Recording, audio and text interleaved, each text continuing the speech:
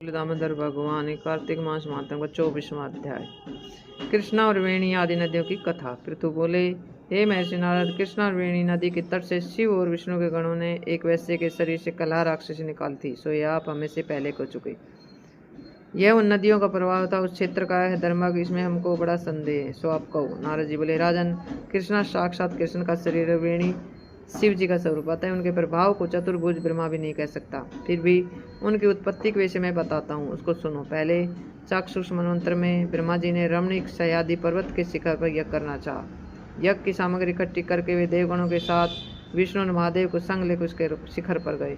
ब्रह्मदैवत मुहूर्त में भृगु आदि मुनियों ने उसकी दीक्षा विधान के लिए एक बड़ी सभा की और उनकी सबसे बड़ी सवरा नाम की पत्नी को बुलाया। धीरे धीरे चली। तब भृगु जी विष्णु से बोले, विष्णु, सवरा आपके बुलाने पर शीघ्र क्यों नहीं आए? मुहूर्त बीता जाता है, अब दीक्षा विधि कैसे पूर्ण होगी? फिर कृष्ण बोले, जो शीघ्र सवरा नहीं आती तो यहाँ गायत्री की दीक्षा विधि कहिए, गायत्री की दीक्षा विधान करिए। क्या इस पवित्र कार्य में उनकी स्त्री नहीं है? नारद जी बोले, रुद्र ने विष्णु के चयन को मान लिया।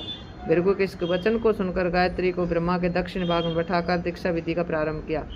भृगु जी ब्रह्मा जी की दीक्षा विधि कर ही रहे थे, इतने में यज्ञ स्थल में सवरा आ गई। गायत्री को ब्रह्मा के साथ दीक्षा की हुई देखकर सोतन बन के ईर्ष्या के कारण क्रोध कर बोली। ये सवरा बोली, हाँ, जहाँ अपूज्यों का पूजन होता है, पूज्यों का पूजन नहीं होता, वह दुर्भिक्ष, मरण, भय और ये तीनों वस्तुएं होती हैं।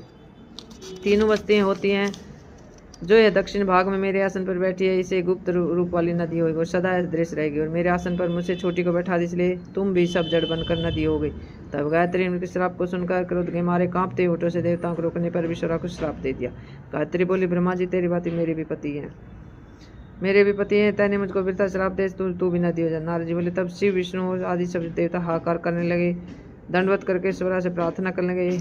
देव ऋषि, हे देवी, तुमने ब्रह्मादि का सब देवताओं को श्राप दिया, सब जड़ीभूत नदी बन जाओगे, अतः ये तीनों लोग नष्ट हो जाएंगे। ये श्राप तुमने बिना विचारे दिया, इसको वापस ले लो। सौरा बोली, हे देवताओं, तुम लोगों ने यज्ञ के प्रारंभ में गणेश जी का पूजन नहीं किया, इस कारण मेरे क्रोध से यह विघ्न निसंदेह पैदा हुआ। मेरा यह वचन निश्चय झूठा नहीं, इससे आप अपने अंशों से जड़ीभूत होकर तुम सब नदी होगे।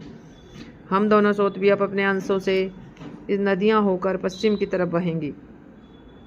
नारद जी बोले, इस तरह सवरा के वचन सुनकर ब्रह्मा विष्णु शिव ये सब जड़ीभूत होकर अपने अंश से नदी हो गए।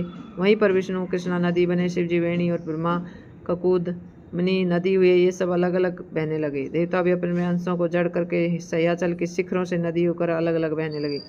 पूर्व की ओर बहने वाली नदी देवताओं के अंश से उत्पन्न हुई, पश्चिम की ओर बहने वाली नदियां उनकी स्त्रियों के अंश से उत्पन्न होकर बहने लगी।